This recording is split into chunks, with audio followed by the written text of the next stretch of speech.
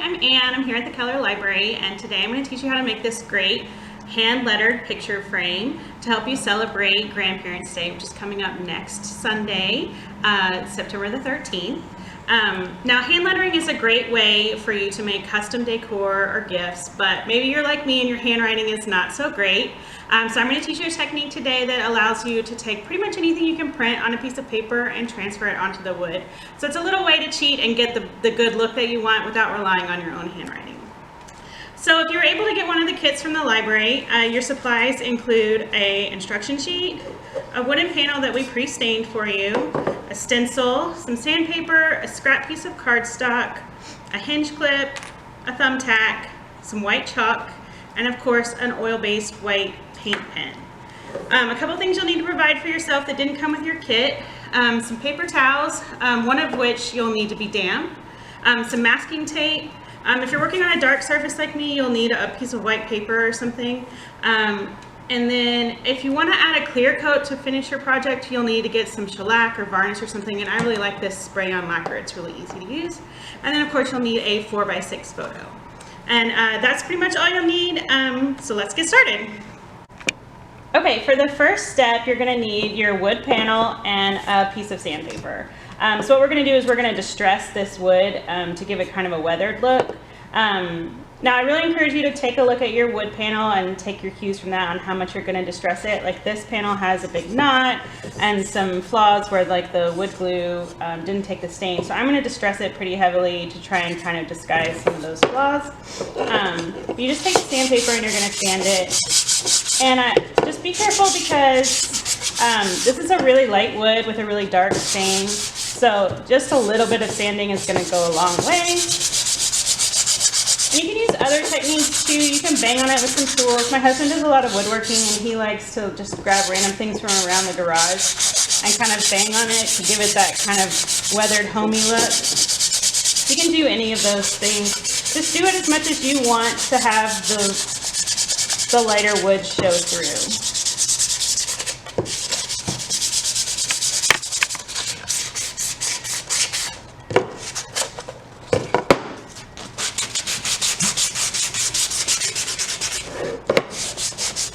And breaking all the rules. You're supposed to only sand with the grain of the wood.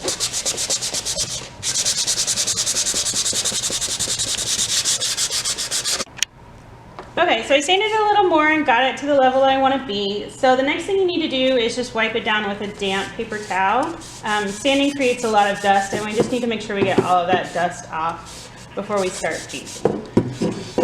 Just give it a good wipe down and then set it aside to dry.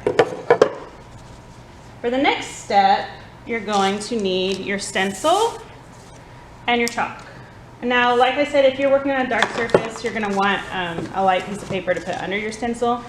Just flip it over so that the text is facing your work surface, and then you're just going to color over all of the text with your chalk. Like you're trying to put a really thick layer of chalk over all of the letters.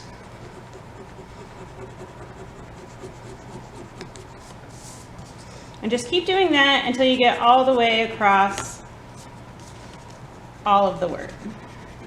Now I really like to just do half of the project at a time, so I would just focus on this half and then later on we'll move to the bottom half. Okay, so I've got a thick layer of chalk on here, but as you can see there's a lot of loose dust. So we're just going to take our paper towel and brush off all that loose dust, but be gentle because we still want a lot of the chalk to adhere to the paper.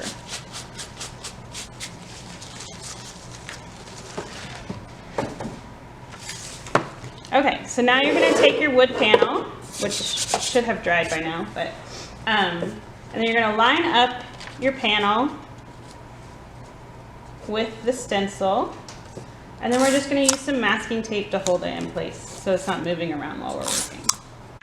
So once you have your stencil taped in place, take a pencil and we're just going to trace around the border of all of these letters. And just press down real hard, like as hard as you can without tearing the paper or breaking your pencil lead. And just follow along. And a couple things to keep in mind.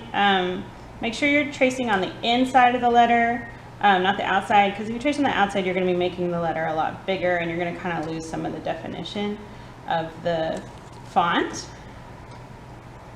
And then try not to drag your hand across the word as you go, because it can apply some of that chalk, and you don't want extra chalk rubbing off.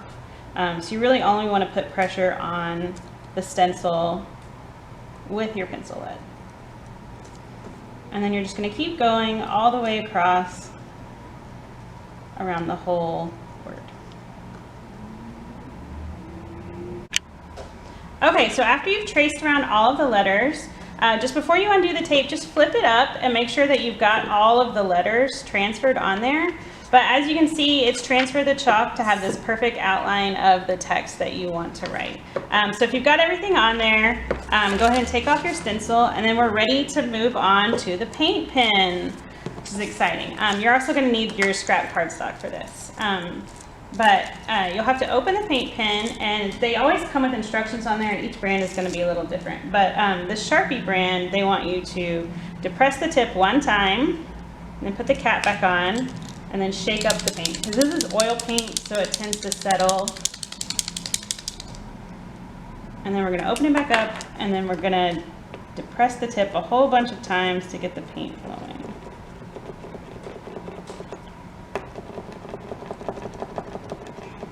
Right? Did I get it done? There we go. So the trick is you want the whole tip to be saturated with the paint, so it'll write. And then you're going to take your panel and you're just going to follow the outline that you made with the chalk with your paint pen. Now on this first coat, your paint, it's going to look pretty similar to the chalk actually. It'll be kind of faint. And that's okay. It works best if you do multiple light layers. So this first layer doesn't need to look like your final product. And then just fill in the letter as you go.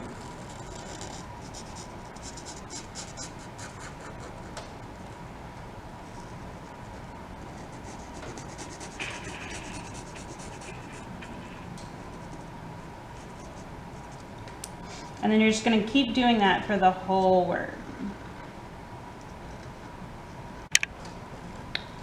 So after you get to the end of your first coat, the beginning of your first coat is probably dry, so we can go back and do the second coat. And I just want to show you a bit here. You can see how much brighter and whiter the paint looks on the second coat. So I found that if you do 2 to 3 coats, you'll really get that crisp white look that you're looking for. Just one coat isn't quite going to cut it. And that's it. Okay, so as you can see, I've finished the top word here. I did 3 coats, and I think that's good enough. And it's pretty dry, so I'm going to go ahead and move on and do the bottom text. So what I did, I just folded over the stencil to give myself some room so it's not laying on top of the paint. But you're going to do the exact same process again. We're going to flip it over, and then we're going to put chalk on these words.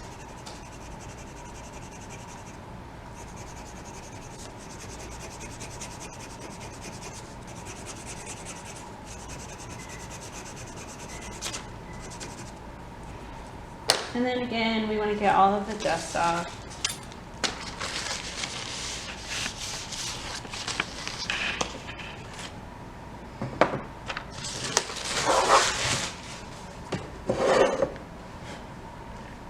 Line it up on your panel. Secure it with a piece of tape.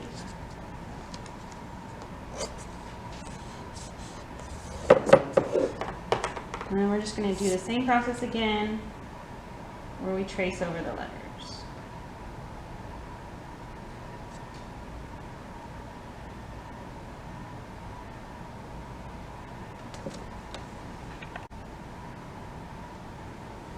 Okay, so I've traced over all of our letters on Make Life Grand, and you can see it's exactly the same process. Take off the stencil, grab your paint pen, and then we're just going to trace over our chalk.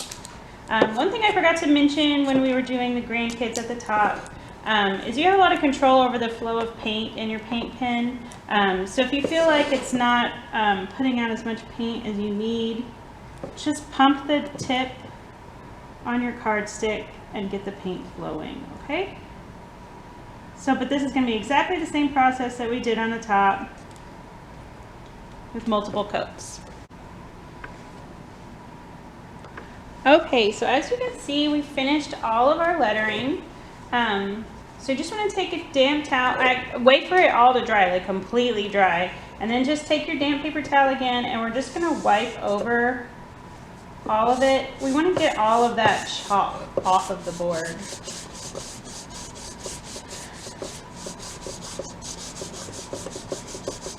I just want to show you a couple of things so you know this board was pretty marked up before we started. So as you can see, the flaws are really blending in now and giving it character. So don't be afraid of a board that looks a little rough to start with.